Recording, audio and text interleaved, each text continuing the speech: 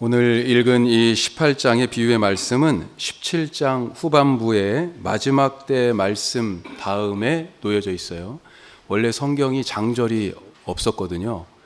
그런 점에서 생각해 보면 이 17장 후반부와 이 18장 오늘 우리가 읽은 말씀이 이렇게 앞뒤로 연결되어 있다 생각해 볼 수도 있죠. 그런 차원에서 17장 후반부를 배경으로 하는 오늘의 말씀, 마지막 때를 사는 성도들에게 주시는 하나님의 말씀이다, 이렇게 생각이 됩니다. 자, 마지막 때, 우리가 사는 마지막 때는 어떤 때입니까? 우리가 지금 어떤 세상을 살고 있어요? 말세, 악이 판치는 세상입니다. 무엇이 맞고 무엇이 틀린지 구분하기 힘든 세상이에요. 이것을 좀 유식한 말로는 포스트 모던, 그렇게 얘기하죠. 절대적인 진리가 없다라고 하는 이 마지막 때를 두고 요한은 뭐라고 표현하냐? 적 그리스도다, 적 그리스도적이다, 이렇게 말합니다. 내가 그리스도다라고 주장하는, 내가 진리다 주장하는 자들이 여기저기서 나타난다는 거죠. 오늘 이 말씀 앞서 있는 17장, 이 마지막 때에 대한 말씀과 더불어 하나님 나라에 대한 비전을 말씀해 주는데, 거기에 이렇게 말씀하는 부분이 있어요. 하나님의 나라가 여기 있다 저기 있다고도 못하리니 하나님의 나라는 너희 안에 있다. 예수님이 말씀하십니다.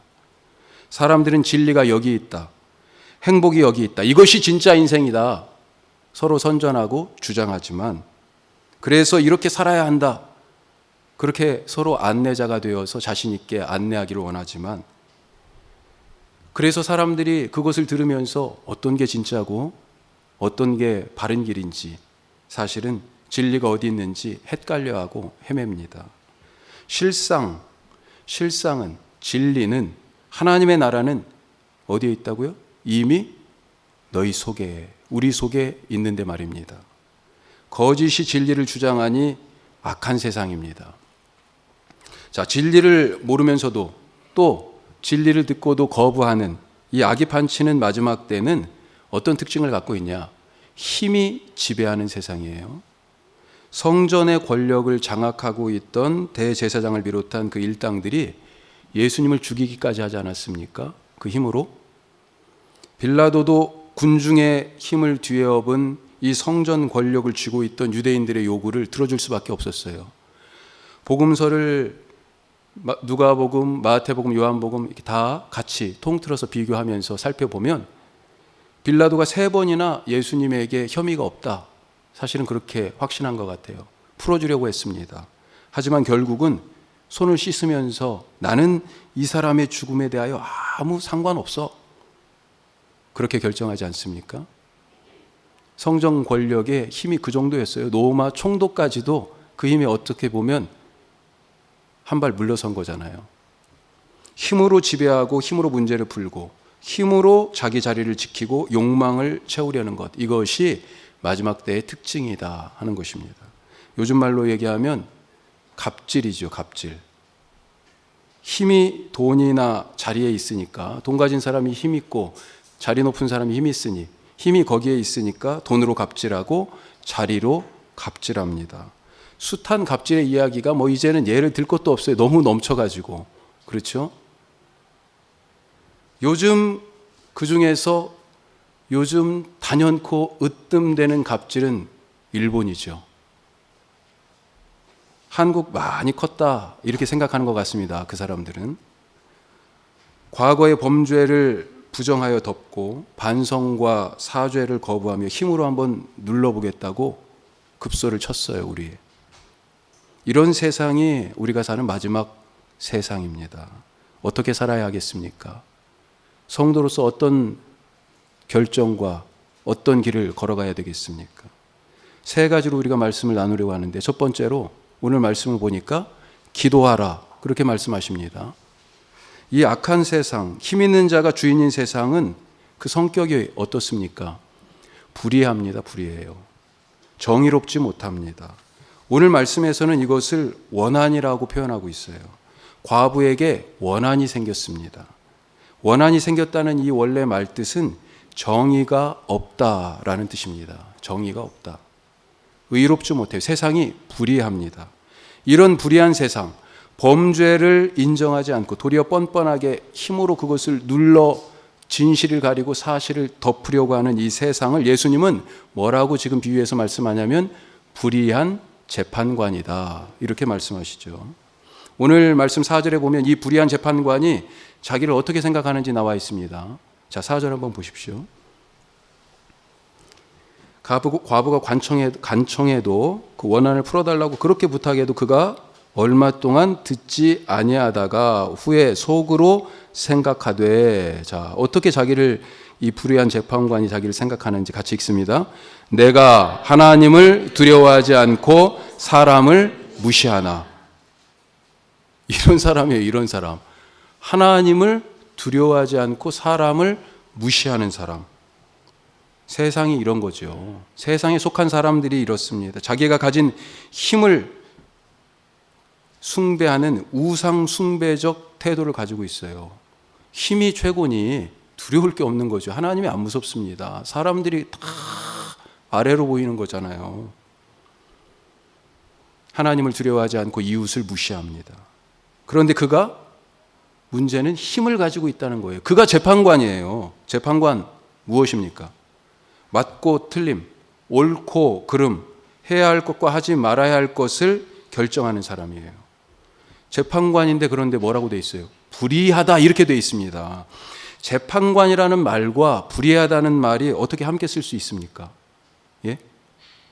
재판관은 정의롭고 공정해야 되잖아요. 그런데 현실에는요, 실제 우리가 사는 이 현실 세상에서는 불의한 재판관이 있어요. 아니, 더 많아요. 우리가 사는 이 세상이 바로 이런 모순 덩어리라는 것입니다. 중요한 것은 우리가 이런 세상, 바로 불의한 재판관과 같은 세상, 악이 판치는 이 마지막 때에 살고 있다는 것 아니겠습니까? 도망갈 수 있어요? 이 세상으로부터? 이 사회 구조로부터 우리가 탈출할 수 있습니까? 세상의 빛으로서 있어야 될 교회가 있어야 할 곳, 예수님이 우리를 보내신 곳이 바로 이 불의한 재판관과 같은 세상입니다. 자, 그런데 이 불의한 재판관에게 과부가 탄원합니다. 정의롭지 못하다고, 그 원한을 풀어달라고. 이 불의한 세상에서 그리스도인들이 살아가고 있다는 말이죠. 세상이 우리의 요구를 들어주겠습니까? 이 불의한 재판관이 과부의 탄원의 귀를 기울이겠어요? 오늘 예수님은 뭐라고 말씀하십니까? 결국은 들어주게 되어 있다, 그렇게 말씀하시네요. 왜 불의한 재판관이 들어줬어요? 과부의 사정을 헤아리고 그의 마음의 진리와 정의에 대한 어떤 갈망과 최소한의 양심이라도 있어서 들어준 것이 아니었어요. 너무 귀찮게 하고 번거롭게 하니까 들어준다는 거예요. 양심이 없는 자들도, 정의를 잃어버린 자들에게도 우리의 기도가 통할 수 있다는 것을 지금 오늘 이 말씀에서 희망적으로 보여주고 계십니다. 그들이 양심을 회복하고 정의를 갈망해서가 아니라 우리의 기도에 하나님이 응답하시기 때문에 이런 일이 일어난다는 것입니다. 그래서 예수님은 불의한 재판관에게 계속 찾아가서 하소연하는 이 과부의 비유를 말씀하시면서 신자가 이 불의한 세상에서 어떻게 살아가야 할 것인지를 분명하게 가르쳐 주세요. 1절 말씀 보시죠. 왜 이 비유의 말씀을 하시는지 이유가 딱 나와 있죠. 아주 쉽고 간단하게. 우리 1절 같이 한번 보죠. 예수께서 그들에게 항상 기도하고 낙심하지 말아야 할 것을 비유로 말씀하여. 이 뒤에 이야기의 목적이 나와 있잖아요. 항상 기도하는 것을 과부가 불의한 재판관에게 계속 찾아가서 간청하는 것과 같다 하십니다. 이것은 신자들이 이 불의한 세상에서 어떤 상황에서도 신앙적인 태도를 견지하면서 사는 것, 이것을 말합니다. 어떤 불의한 상황에서도 신앙으로 살겠다, 신자로 살아가는 것, 그것을 지금 우리에게 요구하고 계시는 거예요. 그랬더니 어떤 일이 벌어졌어요? 과부를 무시하던 이 불의한 재판관이 과부의 탄원이 너무 귀찮아서라도 들어준다. 그것 아니겠어요? 재판관은 여전히 불의합니다. 상황과 환경은 여전히 안 좋아요. 악합니다. 그런데 그리스도인들이 인내하며 끝까지 자기 믿음을 포기하지 않고 하나님만 바라며 계속 밀고 나가니 세상도 결국은 두 손 두 발 든다는 것, 그것을 가르쳐주고 계시잖아요. 이것이 바로 기도의 삶이다라고 하는 것입니다. 결국 과부가 이겼습니다. 과부가 얻었어요. 원한을 풀었고 불의한 세상에서 정의를 회복했습니다. 불의한 세상을 마주하며 살기를 주저하지 않았기 때문에 그렇습니다. 우리가 살 곳 어디예요? 공정하지 않고 의롭지 않은 이곳이에요. 죄가 가득한, 세상은 그렇게 불의하지만 승리는 신자인 우리에게 있는 것을 믿으시기 바랍니다. 자, 두 번째로, 이 불의한 세상 속에서 그리스도인은 어떻게 살아요? 자기 목적을 알고 그 목적에 집중하여 산다라고 하는 것입니다. 이 비유의 말씀에서 과부는 불의한 재판관에게 집중하지 않고 있어요. 그가 바꿔질 것이라고 생각하지 않아 보입니다. 세상이 바뀔 것이다 그렇게 생각합니까? 성경에 나오는 첫 번째 심판, 이 노아 홍수의 때 어땠습니까? 심판을 코앞에 두고 있는 사람들이 노아가 방주를 짓고 그렇게 하나님의 뜻을 보여주고 있는데도 불구하고 그 죄악 행하기를 그치지 않았습니다. 계속했어요. 더하면 더했지. 노아를 아마 미친놈 취급했을 거예요. 소돔과 고모라 때는 어땠어요? 심판이 가까웠다고 천사들이 갔잖아요. 그랬는데도 불구하고 이 마지막 교회에 회개하고 돌아오라고 탄원하는데도 불구하고 세상은 이 말에 들은 척도 안 했습니다. 나중에 누가 오셨어요? 그 숱한 선지자들이 와서 전하고 또 호소했지만 목숨을 내걸고 그들을 돌이키기 위하여 삶을 던졌지만 그런데도 불구하고 돌아오지 않자 누구를 보냈습니까? 예수님 보내셨잖아요. 하나님 자신이 오신 거예요. 하나님의 아들 예수님이 오셨지만 오히려 세상은 그를 십자가에 죽였습니다. 유대인들이 예수님을 십자가에 못 박아 죽였을 그때보다 그러면 지금이 조금 더 나아졌냐 하는 거예요. 어떻게 생각하십니까? 지금 시대가 조금 더 선해지고 사람들 마음이 더 부드러워지고 회개하는 자들이 더 많아지고 주님께 더 많은 자들이 돌아오고 있습니까? 그것이 우리의 희망사항이지만 세상 그렇지 않죠. 마귀는 세상은 끝까지 하나님께 반역하고 또다시 하나님의 아들을 십자가에 못 박으려고 하나님의 아들의 몸으로 지금 이 시대에 있는 교회 신자들을 핍박하는 것입니다. 그리고 그들이 하는, 우리가 하는 하나님의 사랑과 의와 평화의 일을 방해하는 거고요. 자, 과부는 이렇게 변하지 않고 고집불통이며 하나님을 두려워하지도 않고 사람을 무시하는 이 불의한 재판관 앞에 서야 했어요.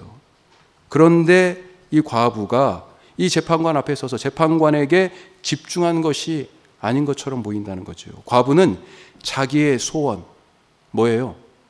이 정의롭지 못한 것, 이것을 의로 바꾸고 싶다는 그 열망, 그 속에 있는 하나님의 의, 자기 안에 있는 그 목적에 집중했다는 것입니다. 자기 안에 있는 하나님의 의에 집중했어요. 재판관은 불의하지만 자기 안에 심겨진 하나님의 의에 집중했어요. 우리가 의롭다라고 얘기하는데 의가 대체 뭘 얘기하는 것입니까? 계속해서 제가 몇 번 말씀드려요. 의는 따라서 한번 해보겠습니다. 그것이 그것 되는 것이다. 예, 그것이 그것 되는 것이다. 자, 그것에다 뭘 넣어봐요? 사람 넣어봅시다. 사람이 사람 되는 거예요. 사람이 사람답지 못한 것, 그것이 그것답지 못한 것이 불의한 거예요. 자, 컵의 의의가 뭡니까? 컵이 컵다운 건 뭐예요?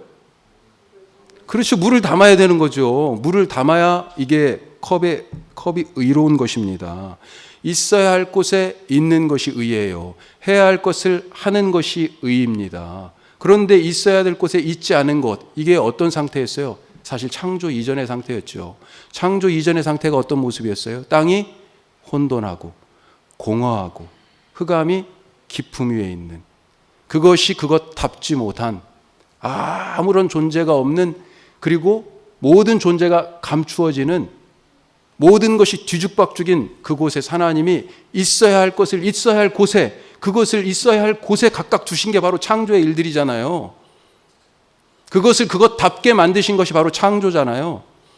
사람을 사람답게 살도록 하나님의 형상으로 하나님의 숨을 불어넣어서 사람답게 살도록 만드셨는데, 그런데 어떻게 됐어요? 그 의로움이 깨졌죠. 죄 때문에.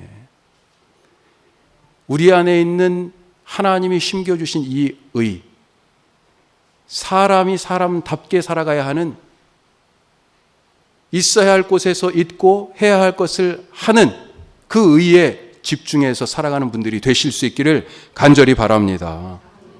불의한 재판관은 그대로였지만, 그래서 과부는요, 자기 안에 주신 하나님의 목적, 바로 그 의를 붙잡고 자기 일을 했을 뿐이에요. 의를 실현하기 위하여 애썼습니다. 우리도 마찬가지예요. 세상은 마지막 때가 가까울수록 더 악해지면 악해졌지 선해질 가능성 그만큼 더 없어요.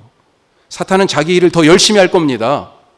하지만 우리는 그 속에서 그 악마적 힘이 지배하는 세상, 그 불의하고 파괴적이고 불공정하고 불공평한 그 세상에서 세상이 이래 하고 탄난하지 않고 인생을 낭비하지 않고 우리에게 주신 하나님의 그 의의 목적에 집중할 수 있기를 간절히 바랍니다. 우리는 오늘 과부처럼 우리 안에 계신 하나님께 집중해야 합니다. 우리 마음속에 있는 그리스도 예수의 십자가에서 자기 희생으로 우리를 의롭게 하신 그 공의에 집중할 수 있기를 바랍니다. 이 과부의 기도가 어떻게 됐어요? 응답되었습니다. 의가 실현되지 않은 원한이 있었어요. 하지만 그는 드디어 응답을 얻었습니다. 우리 안에 있는 하나님의 의도 그렇게 실현될 것을 믿으시기 바랍니다. 자, 세 번째로, 이 세상 속에서, 이 불의한 세상 속에서 그리스도인은 믿음으로 산다라고 하는 것입니다. 믿음으로 산다. 자, 불의한 세상에서도 낙심하지 말아라, 그러면서 기도하자, 이런 뜻으로 이 말씀을 주신 예수님, 낙심하지 말아라라고 얘기하신 건 뭐예요? 두려워하지 말라. 성경에 그런 말씀이 많잖아요. 예. 왜 두려워합니까? 평안하지 않기 때문에 그런 거잖아요. 염려하고 근심하니까 그런 거죠. 왜 낙심하지 말라고 그래요? 지금 낙심하고 좌절하고 삶이 그냥 땅 속으로 쑥 들어가요. 그냥 너무 절망적이어서. 그런 사람에게 낙심이 뭐예요? 말 그대로 한자 말이 마음이 뚝 떨어졌다는 거 아니에요. 예. 마음이 철렁 내려앉았다. 아무것도 할 수 없어요. 몸은 건강해요. 가서 검사를 해봐도 건강한데 몸에 이상이 없어요. 그런데 마음이 툭 떨어져서요, 그냥 땅에 떨어진 정도가 아니라 땅 속으로 파고 들어갔어요. 죽을 지경이죠. 낙심하는 이 상황에서 낙심하지 말라고 말씀하세요. 불의한 상황에서도 그럼에도 불구하고 낙심이 자꾸 되는데 그 이유는 뭐예요? 믿음의 문제라는 거죠. 믿음 때문이에요. 있어야 할 믿음이 없어서 낙심합니다. 어떤 믿음이냐면, 불의한 재판관이 정의로워져서 이 원한이 풀어지고 의가 회복되는 그것이 아니라 하나님의 선하심을 믿고 이 선하신 하나님이 내게 응답하시고 행하신다는 믿음입니다. 예.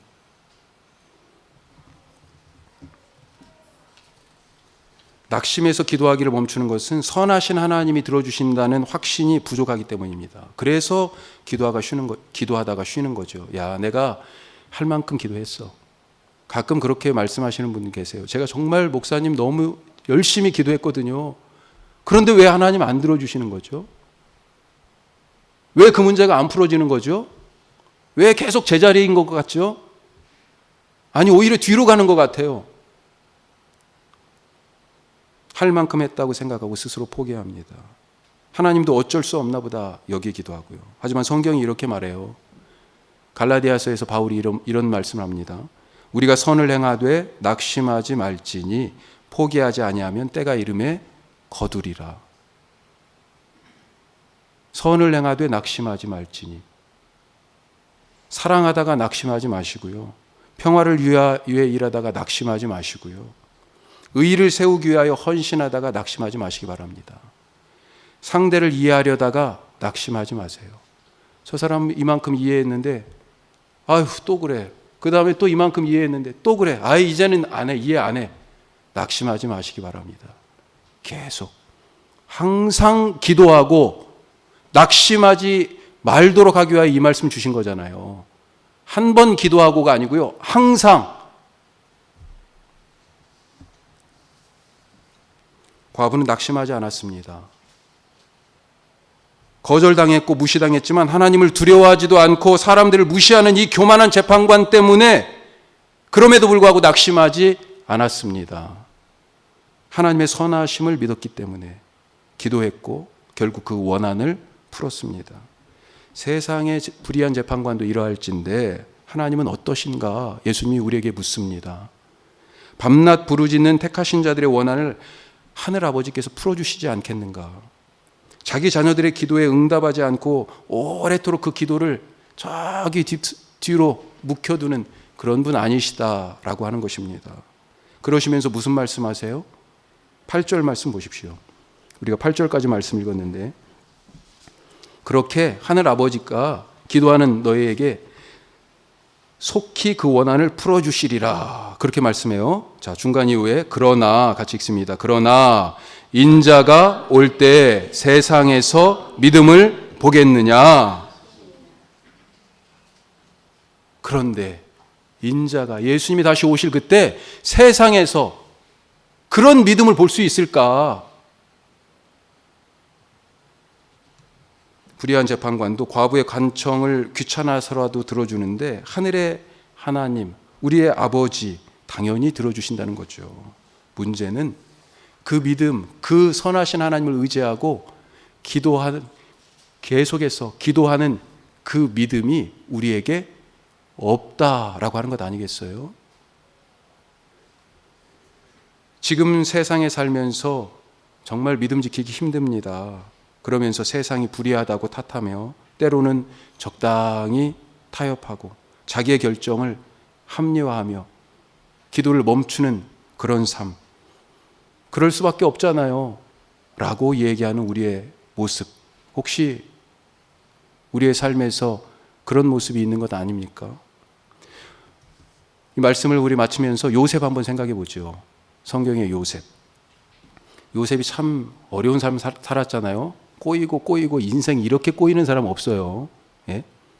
그런 것 중에 하나만 당해도 정말로 내 인생의 큰 트라우마야. 그것이 평생 내 발목을 잡았어. 이렇게 얘기할 거예요. 형들한테 인신매매 당했잖아요. 그런데 그건 출발이지 않았습니까? 그 다음에 종살이를 근 한 10년 했을 것 같아요. 그리고 또 감옥살이를 몇 년 더 했어요. 형들에게 팔려서 나중에 애굽의 총리가 되지만 그때까지 13년을 17살에서 30살까지 20대가 없어요. 요셉은. 요셉이 자기의 삶의 다음 단계를 예측할 수 있었을까요? 아버지에게 모든 사랑 다 받던 이 요셉이 형들에게 배신당할 거 알았을까요? 보디발의 집에 팔려 갈 것, 그것 알았을까요? 자기가 종될 줄 어떻게 알았어요? 더군다나 누명 쓰고 왕의 감옥에 또 갇혀요? 이거 알았을까요? 언제 이 고통이 끝나고 언제 이 억울함이 풀어질까? 마음속에 답답하지 않았을까요? 마찬가지로 그가 왕의 감옥에서 갑자기 애굽의 총리 대신이 될 것, 이거 꿈도 못 꿨을 겁니다. 아마도 여기서 제발 풀려나기만 하면 좋겠다. 내가 남의 집에 가서 종살이해도 괜찮으니까 이 감옥에서라도 좀 나갔으면 좋겠다. 그런 생각하지 않았을까요?